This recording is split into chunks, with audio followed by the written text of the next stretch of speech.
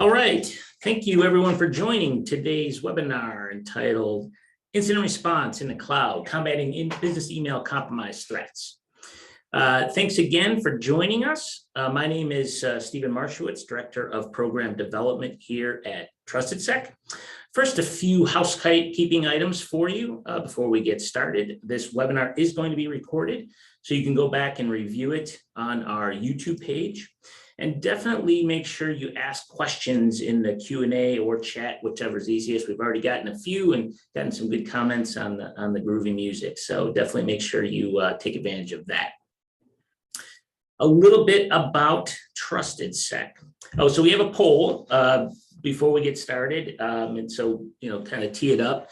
So make sure you take a look at it. We'll have another poll question later on. But a little bit about TrustedSec. When you look across the full life cycle of your security program and where we can help, we look at building, testing, fixing, and responding. And today we'll be talking a lot about the responding to any incident your program has. So some of the services, and since we're talking about incident response today, we'll focus on those. And just to call out to two of the things that are hot right now, certainly incident response. But one of the trends that we're seeing also is with companies going on the offensive, that is going into threat hunting. So they're not only prepared to respond to an incident with our IR retainers and resiliency services, but also hunting for threats. So threat hunting answers the question of, are the attackers out of our network or are we still compromised? Whereas an incident response investigation looks to discover what happened, determine how it happened, how to contain it, eradicate it, and then recommend remediation efforts to prevent it from happening again. So we actually have a blog that just came out yesterday, if you want to check it out, titled, Why your threat hunting program building shouldn't stop once the engagement is over. And then the second one that we want to just touch on is just kind of an overall area, but cyber insurance has really gotten crazy. Premiums have skyrocketed. Many are not only denying claims, but denying coverage altogether. So make sure you have a good balance with your security program, discuss it with the other superiors and executives, because you want to make sure that you're adding us into the policies for our retainers to make sure you're prepared and you're getting the job done by the best.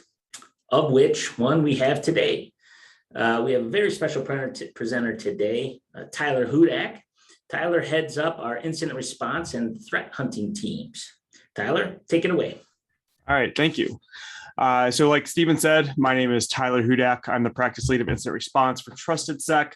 Been doing this a long time. Been doing a lot of IR forensics, malware analysis. If you've heard me talk before, you know that I kind of just dig this stuff. I love this stuff. And so we're just going to jump right into it today. So 1 second, there we go. So today we're going to be talking about business email compromises. When we originally were looking at what we were going to present today, we wanted to do something about IR in the cloud, and IR in the cloud is a huge topic. I mean, there are just huge week-long plus courses that about just doing this. And so we wanted to focus it on what we're seeing a lot of attacks against, and the number one type of cloud-based attack that we're seeing is called a business email compromise. So that's what we wanted to focus on here. So we're going to talk about what business email compromises are. It affects every company, and so we want you to understand what they are, because once you understand what they are, then we're going to talk about how you investigate them, how you defend against them, and how you respond to them. Now, the one thing that I'll say is there are lots of different types of business email compromises out there. I'm going to be talking about the ones based off of the experiences that I've had and my team has had in responding to these. Now, again, this is not an all-encompassing talk. We only have about 40 minutes or so to talk about all this, but we're still going to go into a lot, and I think this is going to cover the majority of what everybody needs to know regarding business email compromises. Again, if anybody has any questions, feel free to put that in the Q&A or the chat, and we'll answer them as we go through or as we see them, or at least definitely at the very end. So with that, I'm going to jump in. Okay. Business email compromises at a very 10,000 foot view basically come down to invoice fraud, or they're also called wire transfer fraud. And basically what happens here is you have an attacker and they find a target, and this target is typically some type of company. And they're going to start doing intelligence on that company. They're going to figure out what that company does, who they are, and more importantly, they're going to figure out who at that company pays the bills, who sends out the invoices. So they're going to figure out who your billing people are, who your accounts receivable people are, your accounting, sales, and so on. And they're going to figure out who those people are, and they're going to target those people because their goal is to get into your employees' company email accounts. Now, most of the time, this is done through phishing attacks. I would say 99% of the time, when we investigate something like this, the root cause is a phishing attack. However, that doesn't mean that that's the only way. We have seen, and some of our peers have seen cases where malware gets on a system and attacker gets into email that way, or through password reuse attacks and so on. But the initial foothold that the attacker wants to get is into that person's email. Now, once they get into that person's email, they're going to sit there. They're going to start reading through the emails, and they're going to start figuring out who that person is communicating with and what your invoices look like. Because what the attacker wants to do is they want to jump into some of those conversations, those existing billing conversations, mock up their own versions of your invoices, and send them to your clients or your partners. And basically what happens here is the attacker jumps into that existing conversation because that's going to make them look more legitimate. And they're going to send an email that says, hey, you still owe us for this bill. Can you please pay it? And by the way, we've changed our account number per the attached invoice. Please pay it to the new account number. And they'll send that off to a bunch of different of your, they'll send it off to several of your clients. And more often than not, your clients will actually go through and switch the account number and pay the bill. This is how these attackers make money. There are obviously a lot of different ways that this could happen. And, if you are a victim of a business email compromise, you have to understand you may not be the one that gets compromised. You may be the one that gets the fake invoices. There are usually multiple victims in these types of attacks.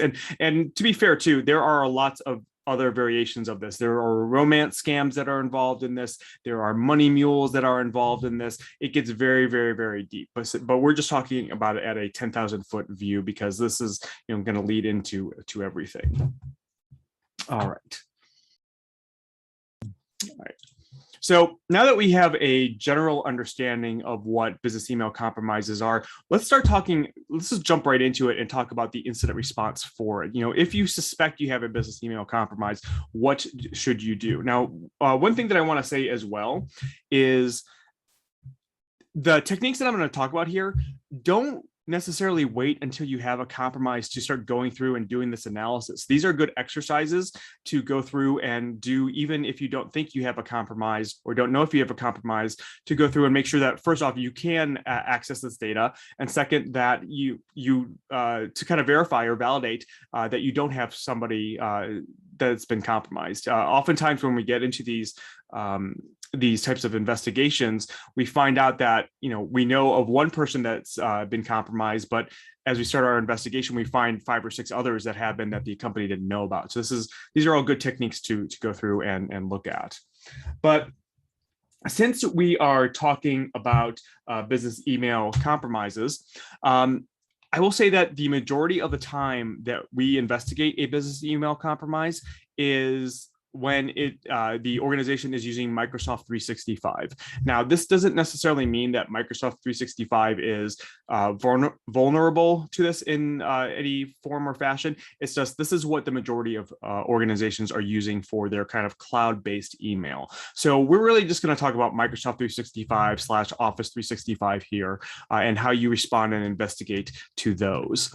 I also want to call out PwC, their incident response team, has published an amazing business email compromise guide. It's at the link here. I believe we'll be sharing the slides after this, so don't worry about copying down all the links. But I highly recommend that if you want to go into a really good deep dive into how to do some of this analysis, check out PwC's guide. Kudos to their team there for putting this together. It is really, really amazing. Now, what we're going to do is, as we talk about Microsoft 365, I like to focus on different things during my investigations. And so we're going to focus on really 4 different things for our investigations. And these 4 things are going to help you kind of grab all the information, or at least all of the initial information that you need in order to perform your analysis. So we're going to look at access logs, who's logging in and what are they doing. Forwarding rules, are there any inbox forwarding rules that are going to allow you to, the attacker to hide or forward emails out? We're going to talk about OAuth 2 applications, which can be used to bypass multi-factor authentication. And then just in general, attacker activity or root cause. How did the attackers get in? What did they do while they were in the account? Now, one thing that I also want to say is that the amount of information that you can get within Microsoft 365 is highly dependent on the license level that you have. So first off, logging in Microsoft 365 is confusing. I'm not going to sugarcoat it. It is very confusing as to what the different Microsoft 365 levels give you. Some give you more information than others. Each individual user can have a different license level, so it can get very confusing. One resource that I have found is that this link here, IT Pro Mentor, they have a really good 365 licensing guide, which kind of spells out a lot of the different things that you might need to know in order to figure out the 365 licensing. And to be fair, Microsoft seems to change this every other day, but this is going to at least give you a good idea. Now, when you're going in and doing your investigation, there are really 2 types of licenses that you need to know about. The first is the Microsoft 365 Business Standard, or E3 license. This is what most organizations have.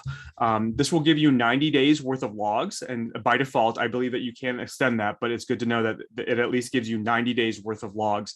The big thing is E3 or Business Standard does not log some events. And we'll talk about what some of those events are, because that's going to get into later on what we can and cannot tell during an investigation. But most organizations, in my experience, they have Business Standard or E3 licensing. Now, there's a better logging called Microsoft 365 Business Premium, or E5. This logs pretty much everything that you would want to have logged. It will start off with 365 days worth of logs. So you have about a year's worth of logs stored there. Most organizations do not have this, or if they do, they only have it for certain individuals. So I recommend that if you're just going in and starting to do an investigation, this is one of the first things you need to find out. What type of license level do you have? This is one of the first questions we always ask when we get pulled into an investigation. If you don't know what it is, again, go out and find out. And I would recommend too that if you have certain individuals like your accounting department, your C-level, and so on, it might be worth upgrading them to the E5 just in case you ever need to go in and do that investigation. Now, the big thing that I can't stress enough is turn on your logging.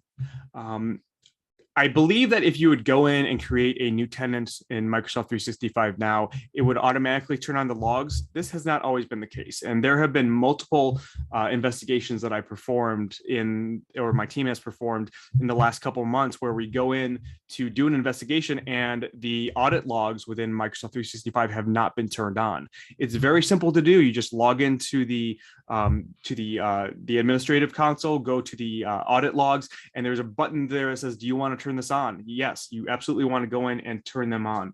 Unfortunately, they are not always turned on. So please, if you do nothing else from this talk, go in and make sure that your audit logs are turned on in Microsoft 365. Now, with that, let's start talking about what the different type of logs that you can go in and look at and see. So the first one that you're going to look at are the access logs. And again, like I said, I like to have different goals when I'm going in and doing an investigation. And so when we're looking at a business email compromise, we know that the attacker has likely logged in to user accounts. And so we want to know, where are the suspicious where are the suspicious successful logons? And there are two places that we can find those out. The first is within Microsoft 365 itself, in a location called the Unified Access Logs. When you log into the Microsoft 365 portal, and again, you need to have, I believe, global reader access in order to see these logs, but you can go into the audit logs and search for mailbox login or user logged in events. This is going to show you, where people are logging in from and how they're logging in. These are the ones, these unified access logs, these are the ones that might not be turned on. Again, they should be turned on by default. However, I have seen way too many cases where they're not turned on. So unfortunately, if they're not turned on, you're not completely out of luck. The good news is, if you go into Azure Active Directory and to the little screenshot on the right there, where if you scroll down, if you've ever been into Azure Active Directory, you can go on the left side. There's a little menu there. Scroll down to monitoring and then go to audit logs or sign-in logs. Azure will have some of the Microsoft 365 authentication logs. Now, they will only keep them for 7 days, a rolling 7 days. So they're not going to keep them as long as the unified access logs. However, it'll still at least give you something. But so the first thing we want to look at is who is logging in and where they're logging in from. I'm sorry. A couple of things that we want to search for within these unified access logs or the Azure access logs. We want to look at, where are people logging in from? We want to do a GeoIP of their of the IP addresses where they're logging in from, and we'll talk about this in a little bit more. You want to look for successful logons after multiple failed logons. By default, it will. These logs do have both successful and failed logons. So you want to look for, if somebody was failing a bunch of times and then all of a sudden the same IP address logged in, that could be indicative of a brute force attack, or a user just forgetting their password, but it's still something suspicious. Look at when the users are logging in. If you have a user who normally logs in between 8 to 5 local time, and then all of a sudden they're logging in at 1 a.m., that could be a little bit suspicious. And then finally, look at unusual user agents, and we'll talk about this a little bit more too. This could give you an idea of maybe the attacker using a different system or a different browser than the user normally uses. But we're going to talk about these a little bit more. The unified access logs, the UAL, unfortunately, they're not that easy to go in and just extract. You can actually log in to the Microsoft 365 Security Compliance Center and go in and extract the logs. However, there are limitations as to the number of records that you can extract. I believe you're limited to like 50,000 records at a time, which seems like a lot, but if you're trying to extract a large number of records for a number of users over a long period of time, then that could actually, the 50,000 records won't be a lot. So what we typically recommend is using the script that I have here called the Office 365 Extractor PowerShell script. Again, this is from PwC. It's an excellent PowerShell script. You run it and it will go through and you give it the time range of the beginning and end time of when you want to extract the logs from within the unified access logs, and it will start pulling them down for you. It's smart enough to know that what the file size or the record size limitations are, and it will start pulling those. And then once it starts pulling those, if it sees that it's not getting enough, it will lessen the amount of time to pull, so it's getting all your logs. Now, the thing to remember is this is not something that's fast. This is the type of activity that, especially for a long time period, where you start and then you go to lunch or you let it run overnight and it'll be done in the morning. This could easily take a couple hours to extract all the logs that you need. But the nice thing is it's going to pull them all out. It pulls them off into a kind of combined CSV JSON format, but then you can take all these logs and start doing your analysis on it. Again, one of the things that we want to look at is, who is logging in from where. And one of the best ways to do that is by doing a GeoIP lookup. So in other words, we're going to take that IP address of where the user is logging in from, and I'll show you an example of this here in a little bit. We're going to take that IP address and we're going to figure out where in the world that IP address is located at. Now, the good news is Microsoft, it does this for you automatically. In fact, I believe within Azure Sentinel, you can do what's called impossible logons, which if a user logged on from, let's say, Cleveland, Ohio, and then 3 minutes later they logged on from Moscow, that's an impossible travel. There's no way that you could physically, travel from Cleveland to Moscow in 3 minutes, and so that would set off an alert. So Microsoft already does some of this GeoIP lookups for you, but and in my experience, the GeoIP lookups that Microsoft does are fairly accurate, but there's some additional enhancements that you could do in order to kind of augment the information or make it a little bit better. So first off, what you want to do is you want to take these IP addresses and obviously look at where the users are logging in from. If you have a user that normally logs in from a specific location, let's say Ohio, and then all of a sudden there's a successful logon from Canada or Saudi Arabia or some other place in the world, that's going to be a red flag right there.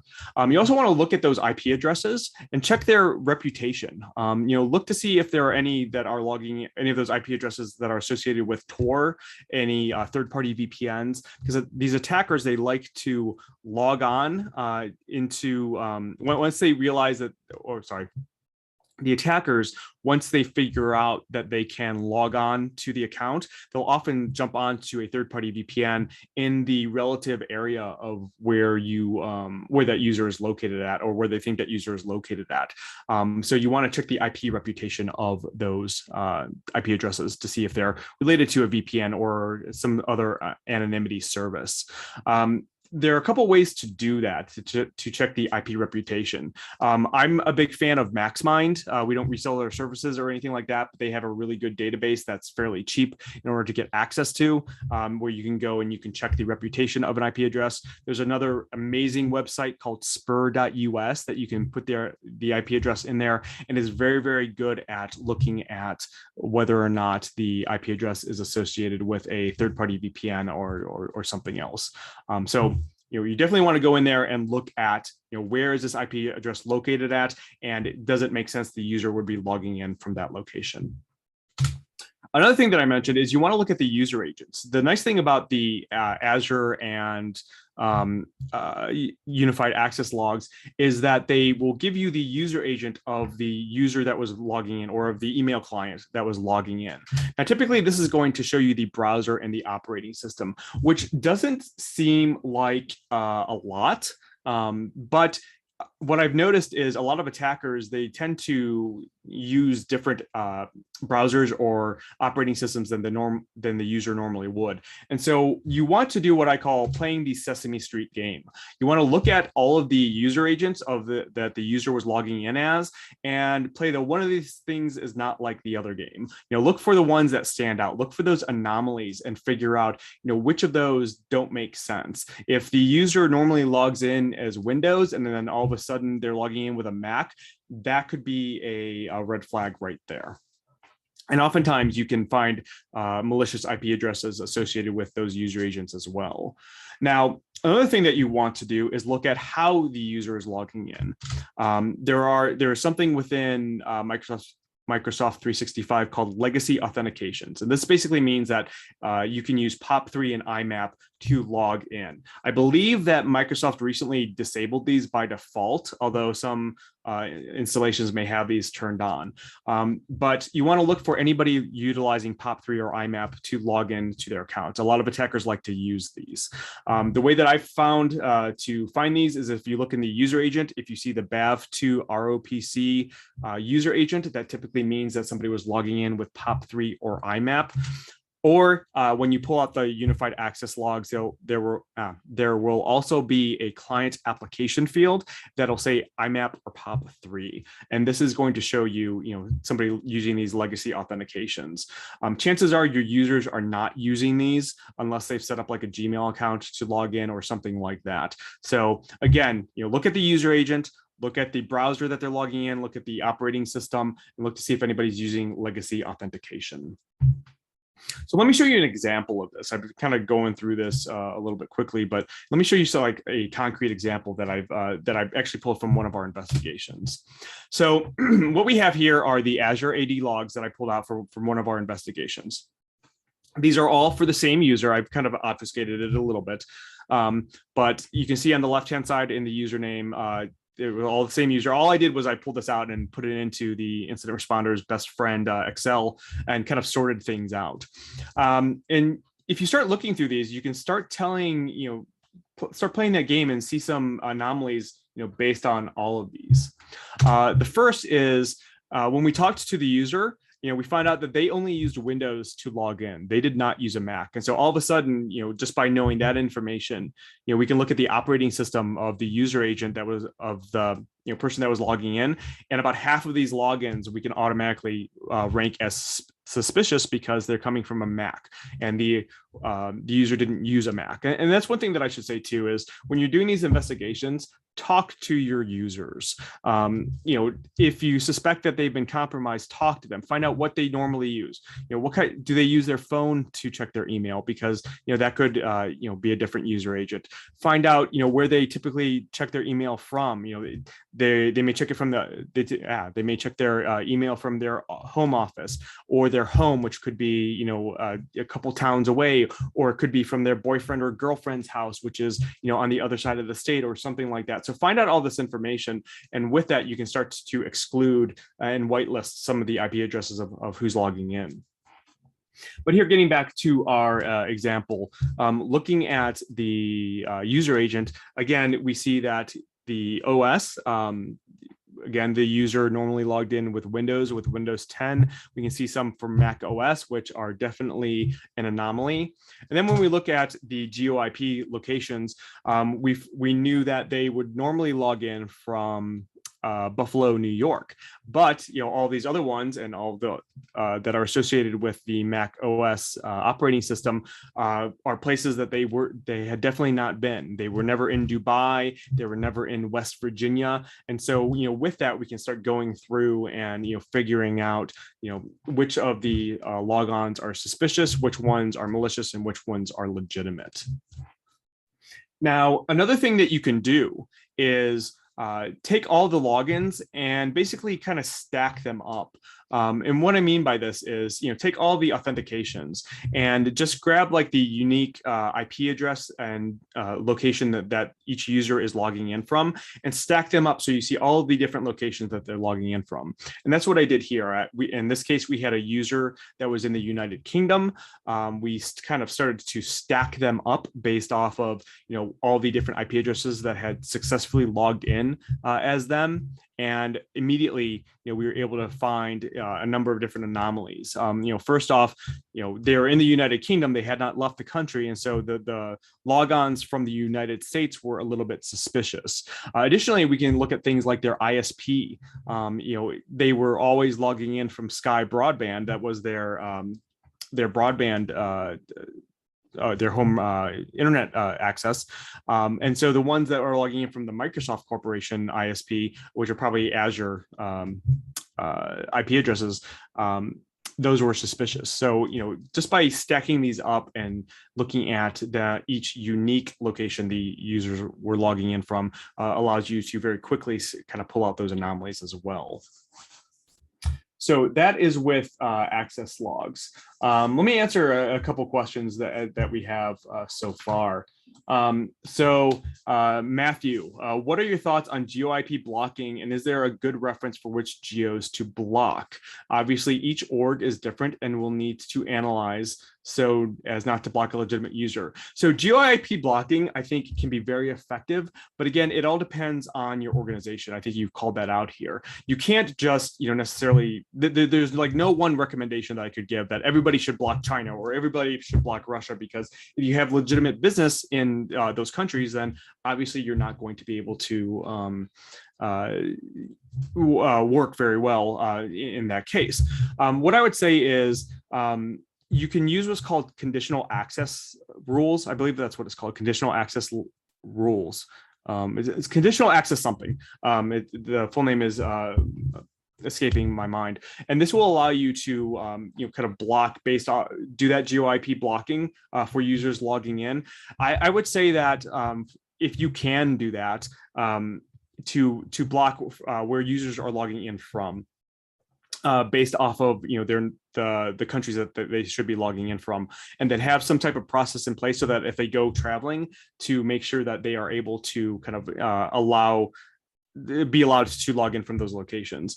Again, if you have a global organization, it's going to be very difficult to do that. So I would probably only recommend doing that for users or for organizations that are small and maybe only based in 1 or 2 countries. Hopefully that makes sense.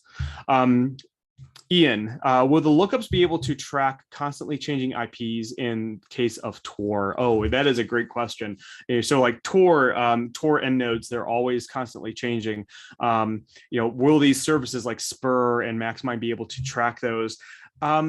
I've had decent luck with those, being able to track that. However, you're never going to be 100% accurate. You're always going to have to take it within context as well. And that's why, I wouldn't recommend just doing one of these, GeoIP lookups, only using one service or only relying on one technique to analyze these IP addresses. You want to look at the IP addresses that the users are logging in from in multiple ways. You want to look at the user agents. You want to kind of pull everything together and pull it all into context to make sure that it makes sense. All right. So hopefully that all made sense. I'm going to kind of continue on. So we talked about access logs, and again, access logs basically boils down to where are the users logging in from. The one thing that I'll before we kind of move on, that I'll say too, the access logs, both the Azure and the unified access logs, they will show you both successful and failed logons. Don't make the mistake of not sorting those out. I've done this, my analysts have done this, where we have started looking at all the IP addresses and we forget to filter out the failed logons. And then all of a sudden we're seeing all these logons from Russia and China and Brazil and all over the world, where it's users or attackers trying to like brute force their way in and they're failing. Make sure you pull those out because you can get some false positives otherwise. All right, so we talked about access logs. Let's talk about forwarding rules. Again, our goal here is to look and see, are there any suspicious forwarding rules? Attackers, especially business email compromise attackers, love to use forwarding rules within your inbox. And the reason they do that is so that they can hide or exfiltrate emails of interest. Remember the goal of the attacker is to remain within the email account for as long as possible. And one of the ways that they do that, especially after they start sending out these emails to your clients or your partners, is to create these inbox rules to hide those emails or the responses that come back. Often what they'll do is they'll create a inbox rule to for any emails that are coming from the domains that they're emailing or the individual users, or that contain keywords like wire transfer, or credit card, or payment, or something like that. And if an email comes in that meets that criteria, they'll often put it into a folder that you're not going to look at. They're going to put it into your RSS subscriptions folder or your junk email folder, or sometimes they'll even forward it out to a Gmail account as well, or some other third-party email account. This is done to kind of hide the fact that the attackers are in your email and to hide the fact that they're doing this for as long as possible. In some of my investigations, I have seen where attackers have been able to hide in somebody's email for months at a time because that they've put these forwarding rules in place, and the forwarding rules are so good that the victims don't know that their clients or their partners are emailing them trying to figure out, is this legitimate or not? So forwarding rules is definitely one of the things that you should be looking for. And it's actually good to go and look for these regardless, because sometimes you probably don't want to have your users turning on forwarding rules to send emails out to a third-party email address. That could potentially become a data breach within your organization, depending on your rules. So how do we go in and look at the forwarding rules? Well, again, unified access logs. These are going to be one of the places that you can look for these.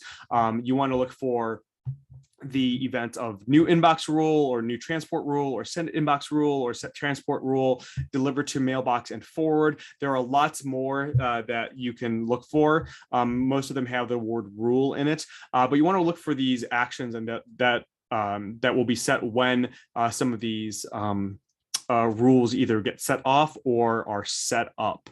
Now, there are also ways to hide rules within inboxes. Now, in my experience, this really only works if you have like an on-prem exchange, or works best if you have an on-prem exchange, or if somebody is doing it within Outlook itself.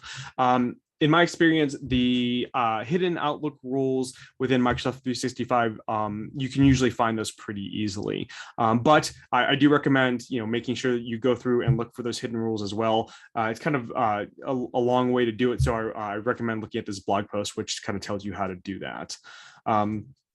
Now, obviously, you may not have the unified access logs for this. They only go back 90 days if you have E3. You might, and your compromise could be farther back from that. So another thing to do, other than looking at the unified access logs, is to actually just pull out everybody's inbox rules and look at them all and see what rules are set.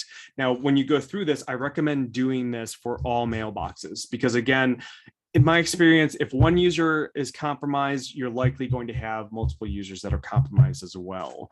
And so going in and pulling all of the forwarding rules for every mailbox is a quick thing to do. You can use this PowerShell script here. I can't remember where I got this from, but it was in I think it was in a forum post somewhere. This works very well. You just run this PowerShell script. You'll log in as an administrator into the Microsoft 365 environment, and it will pull down a CSV file of all of the different inbox rules within your organization. It's very quick to do. And then you just start going through and looking for all the ones that are suspicious. You look for, like what we talked here, look for any emails that are being put into the RSS subscriptions folder or the junk email folder, or that have keywords for like wire transfer or credit card or forwarding out to some third-party email address. But this is a very fast way that you can go through and pull out all these inbox rules in order to figure out who might have been compromised. The one thing that I will say, and I have not found a way around this, so if anybody actually knows this, I would love to know about that. But there is when you pull out the inbox rules, either from using this PowerShell script or even actually going into the Microsoft 365 administrative interface, the inbox rules are truncated. It truncates it at like 256 characters or something like that, which sounds like a lot for an inbox rule, but I have seen some attackers who have some very, very long inbox rules. Unfortunately, I don't know a way to get around that truncation other than going to the actual user's Outlook and looking at the rule within Outlook itself. Usually you have to take a screenshot or something like that. So just kind of be aware that doing it this way or going through and exporting them within Microsoft 365 will actually truncate to so many characters. Another question from Ian: won't extracting rules for all mailboxes be a breach of privacy from a legal standpoint? That is a great question. I don't know that answer. I'm not a lawyer, so I would actually ask your legal team. However, my gut says no, because you, by going in and doing this, you are, I'm assuming that you're going to be authorized to go in and pull out mailbox rules, that is a part of your duties or your normal daily responsibilities, or at least during the investigation, it would be. So it's likely not part of would be part of a data breach. Now, if the attacker went and did this, then possibly yes. But you just going in and doing that, I don't think would be. But if you're concerned, definitely check with your legal counsel. And in fact, I recommend, if you are doing an investigation, really any type of incident response investigation, talk to your legal counsel to begin with. They're going to be the ones who are going to help protect you during the investigation. Make sure that everything's protected, all the data is protected, and so on. So definitely talk to them. But that's actually a really great question. All right, so we talked about forwarding rules. Next thing I want to talk about are OAuth applications. OAuth applications are those different applications that users will allow into their Microsoft 365 account to give them special abilities or to allow different access in apps to access their email and so on. So a good example of this, and I have a page showing an example of this here in a second, but a good example of this is like if you have like an iPhone and you want to check your email on your iPhone, the iPhone app is going to be an OAuth 2 application that you give access to your application or to your Microsoft 365 account. Attackers know this, and so you can actually bypass things like multi-factor authentication if you can get a user to grant access to a malicious application to their account, or for a malicious application to their account. And so oftentimes what we'll see is an attacker, they, instead of guessing the user's credentials, they will instead kind of send them to a phishing page where they get asked, do you want to allow access for this app into your application or into your account? And of course, the user is going to click yes. And then at that point, the attacker has full access to their email. And so in order to search for this, there are a couple ways that we can do that. First off, we want to look for any unusual or malicious applications.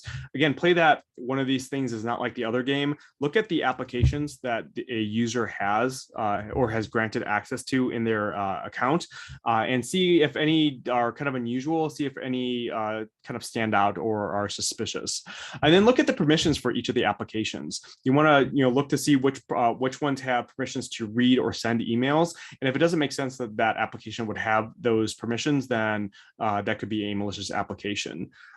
Looking at the unified access logs, there are a couple events that are going to stand out when a user allows a application to have access to their account. The OAuth 2 permission grant, consent to application, and then add app role assignment grant to user event. All of these are going to happen when a user allows an application to have access to their account. And so you may want to go in and look at these in order to determine if the user allowed an application into their account.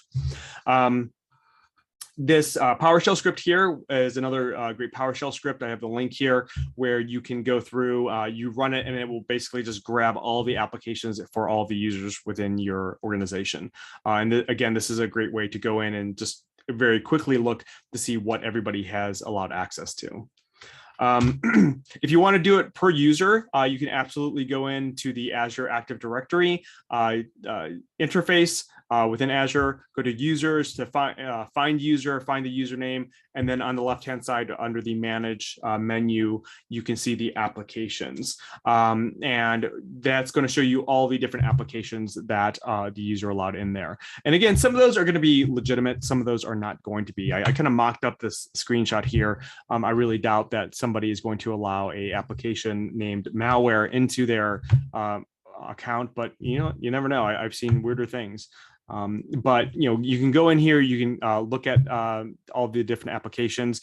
If you don't know what they are, honestly, the best thing to do is just Google the application name. If you click on it, you'll also get a unique user or a unique ID for that application. Google that ID, and you'll very quickly be able to find out whether or not it's a legitimate or a malicious application, or at least suspicious.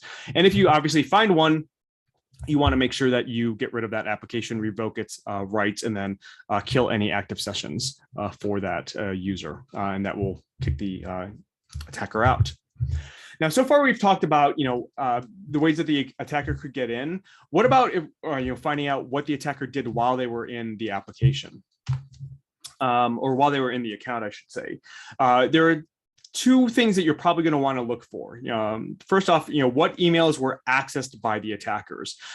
Unfortunately, this is very difficult to do. And the reason it's very difficult to do is the only way that I'm aware of to really see this is by looking at the unified access logs for the mail items accessed event. Unfortunately, this is only available if you have an E5 license. If you have an E3 license, this is not going to be shown. So in other words, if you have an E3 license, which is what most people do, you're not going to be able to tell what emails the attacker accessed.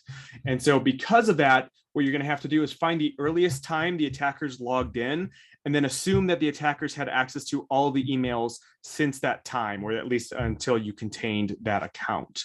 Now, again, if you're working with your legal team, they are not going to want to hear this. I can guarantee it, because they're going to want to know exactly what emails the user or the attacker accessed. Unfortunately, again, you can't necessarily determine that. You have to have an E5 license to do that. Otherwise, you're just going to have to assume that the attackers had access to all the emails in that account. And of course, you can kind of think, if they had access to all the emails in that account, that could be a potentially big data breach. If the user has PHI or PII in there, that could be very detrimental to the organization. Now, this is looking for emails that were accessed by the attackers. What about emails that were sent by the attackers? Once the attackers get in there, they're going to be emailing your clients, your partners, and so on. You want to figure out, what emails they were sending out. So there are a couple ways to do that. The first is to look at the unified access logs. Fortunately, all these I think should be in E3 logs as well.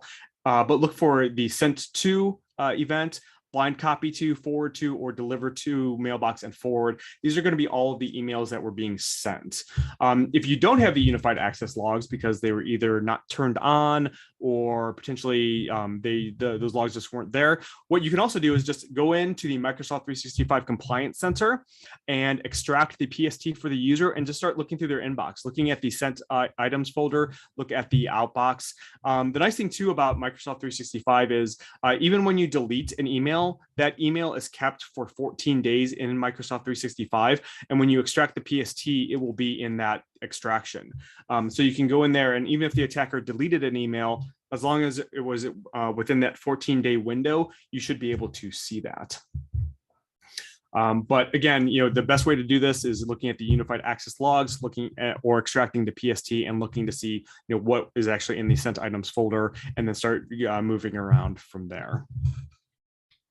Now, obviously, we want to also, all right, so, we have another poll here. What do you see as the most challenging of all of these, different security aspects? The access logs, looking at the hidden forwarding rules, OAuth 2 applications, or root cause analysis. Definitely wants to know what everybody thinks about that. I'm going to kind of continue on as you're all answering that. So we've talked about a lot of things around the investigation, but obviously, again, we want to also figure out root cause. How did this happen?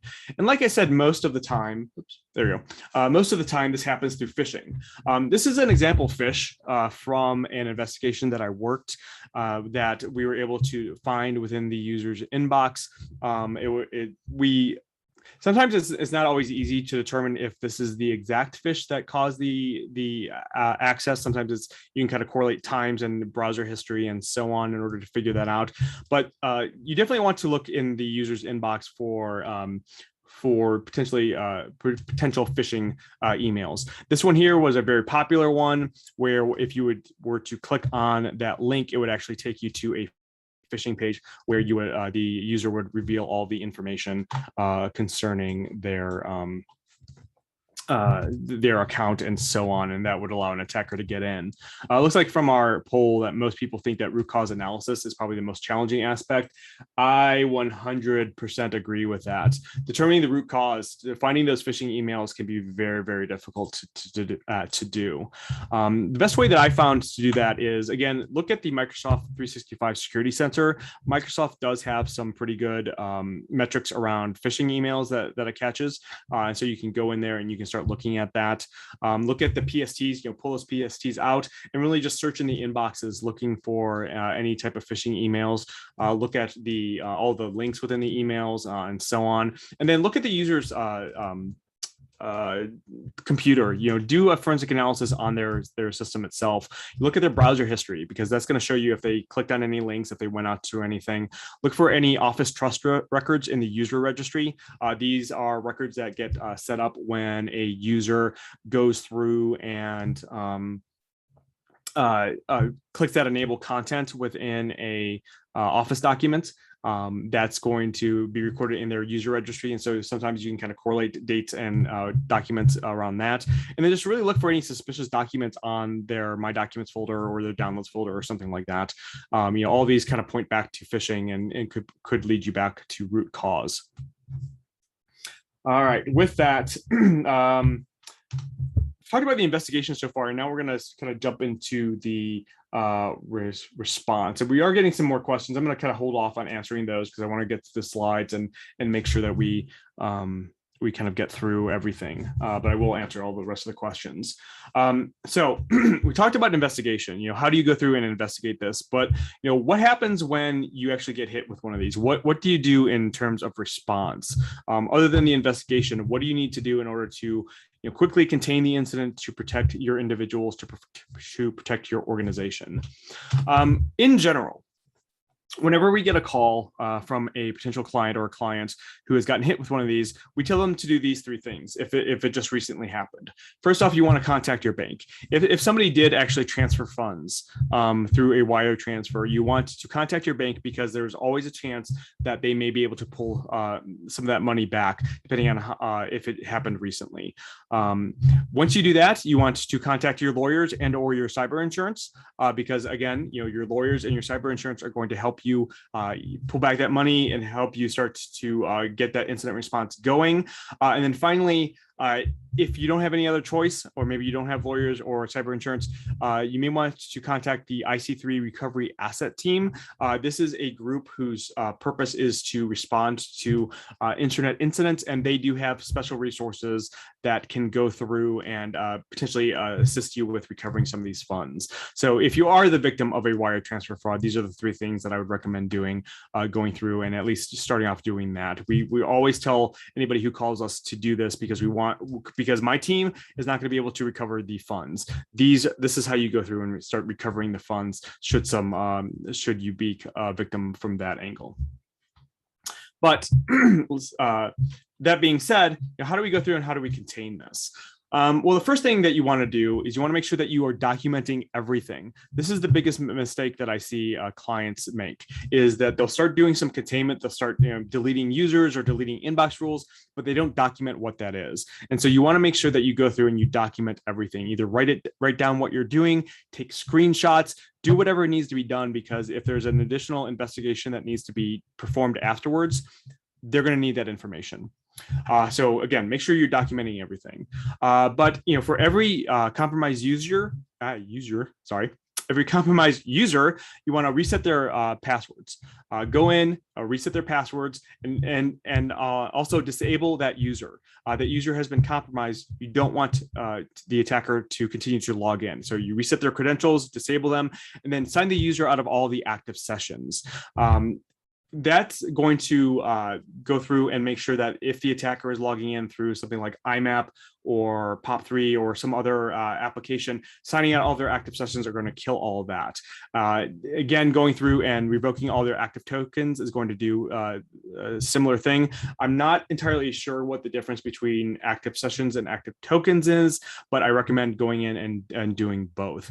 You can, in order to sign a user out of active sessions, you can log into the Microsoft 365 Azure Active Directory, and there's a button there to sign out of all sessions. To revoke all active tokens, you can just run this little PowerShell script and it will revoke all those tokens. And then you also want to go in and look at any forwarding rules that the user might have and disable all those forwarding rules, so that even though the user is disabled, there's always a chance that an email could get in and it could get forwarded due to one of those forwarding rules. You want to make sure that those are disabled. So that's kind of the first steps that you want to do in order to contain a business email compromise incident. Now, how do we go through and prevent these from happening?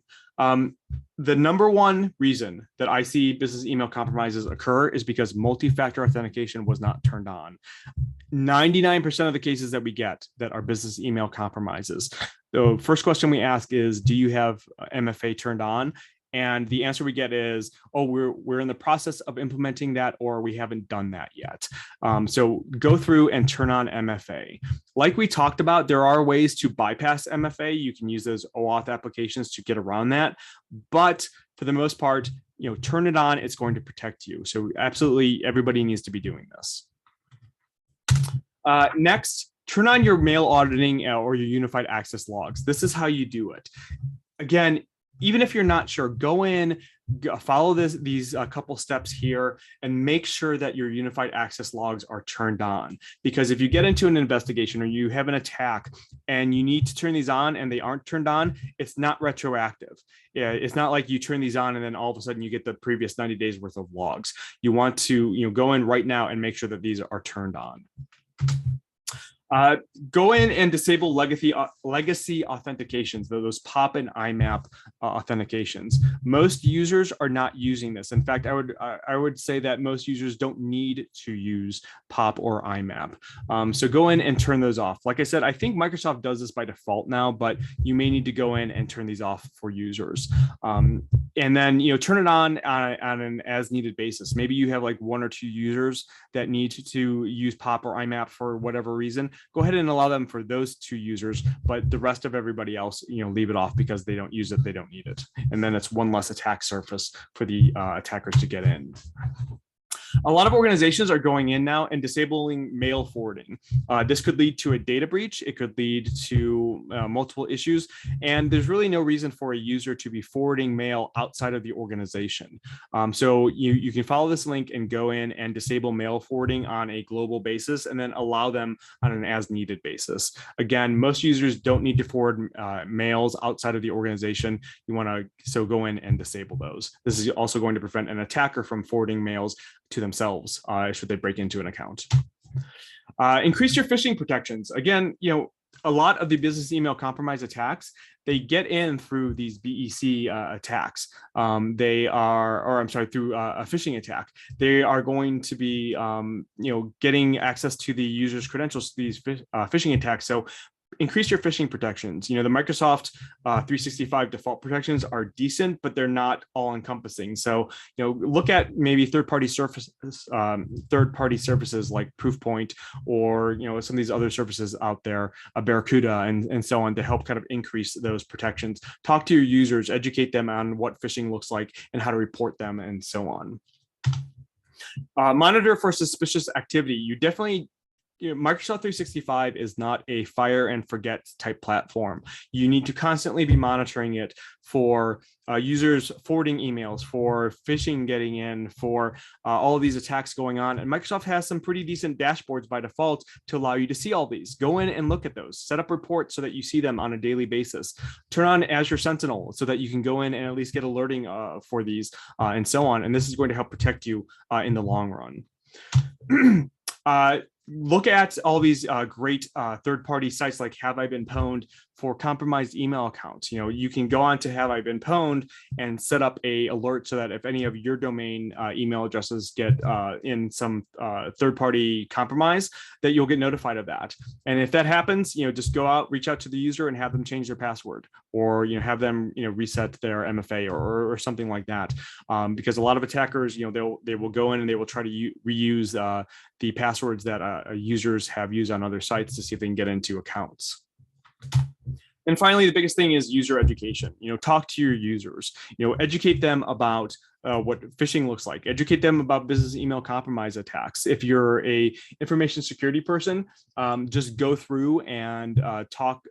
Sit down with like your accounting team or your sales team or your accounts payable, and educate them about business email compromises and what it might look like.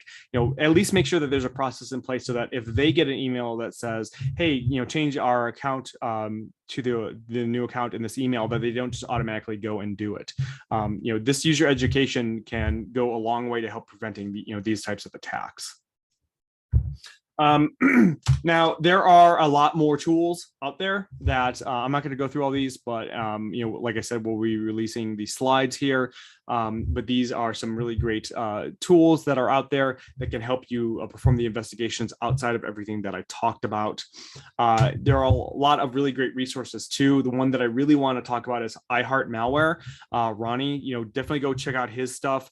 He lives and breathes business email compromises. He has done a lot of really good information around the research as to how all this happened. So I highly recommend going to check out his stuff. So with that, we do have some questions in the Q&A that I'll go through and answer. So let's just start into it. Ian, is there a way to track the application user permitted on-prem AD server via the GUI? I don't know specifically. I think, however, if there was a way, if you go to the Exchange admin console, the EAC for an on-prem Exchange or AD server, you should be able to go in and see it through there. I don't know though if an on-prem AD server would allow applications like the way that Microsoft 365 does. My gut is saying that probably not, but I could be wrong on that. Matthew, any tips for conducting the analysis remotely without logging in with a privileged account? Honestly, I don't know if you can actually do this type of investigation without having a privileged account. To get access to like the unified access logs, you need at least a global reader permission in order to do that. So you don't need to have full administrative capabilities in order to do this access, but somebody who has the administrative capabilities, at least global reader, is going to need to pull this information out. There's really no way around it, I think. The only thing that I could think that you could do is, at that point, if you weren't able to get that level of access, and if nobody could pull those logs for you, I think you would probably be stuck, looking at the user's PST, which is only going to get you so far in the investigation. Unfortunately, in this case, you are going to need, you or somebody involved in the investigation is going to need that privileged account in order to get access to these logs. Ian, any MFA technique you would suggest? Text-based, I guess, would not be recommended. Yeah, you're right. So MFA is, definitely one of those tricky things. I would say, the ones that I would try to avoid are the pop-ups that happen on your phones, where you just have to click allow in order to get somebody in, because attackers know if they keep spamming that, eventually the user is going to click allow to let the attacker in, or to let them in. Having some type of like token or like a YubiKey, something like that, are probably the best things to use. I know that those tend to trip up our pen testers most. But anything that you can do. The thing as well is, if you're using multi-factor authentication, especially something like Duo, they will often contain their own logs as well, and so don't forget to check those logs as well.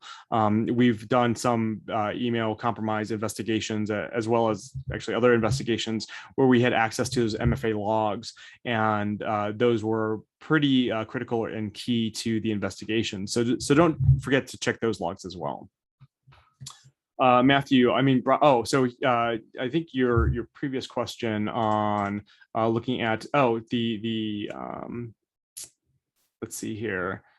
Oh, okay. I'm sorry. So your previous question on tips for conducting the analysis remotely without logging in with a privileged account for browser history. Oh, so you mean on the local machine in that? I got you. I misunderstood you. So yeah, I think what you're asking is, any tips for doing an investigation on a local machine without having a privileged access? That's a great question. It's going to be a lot more difficult to do a forensic investigation if you don't have privileged access on the local system, but you can still get some things done. If you are able to log on as that user, you should still be able to grab things like their browser history, their registry, possibly even the MFT, although probably not, now that I think about it. You'll at least get some of the user information out from the system, and in that way you can start looking at browser history. You can start looking at the trusted access logs and see if the user has gone to any weird sites or anything like that. If you don't have access to their account on the machine, it's going to be even more difficult. At that point, I may actually fall back to doing like a disk-based analysis where I image the disk, and so I have complete access to everything. Otherwise, you may need to look at some like network-based artifacts like proxy server logs, DNS logs, and things like that to see if the user's IP address had gone out to anything. That always, and I'm not going to lie, it's not an easy thing to do.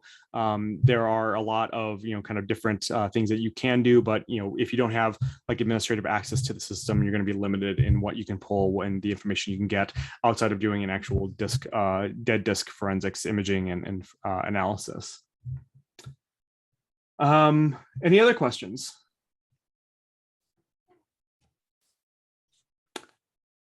Don't. All right. Well, All right, thank yeah. you so much. Yeah, appreciate it. Appreciate everyone joining. And Tyler, thank you so much. We had actually great interaction, a lot of chat going on with us. So really appreciate your time today.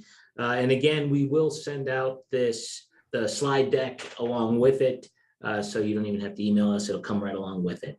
And with that, thanks again, everyone, for joining. And once again, thank you, Tyler, for a great session today. Absolutely. Thank you. Thank you, everyone.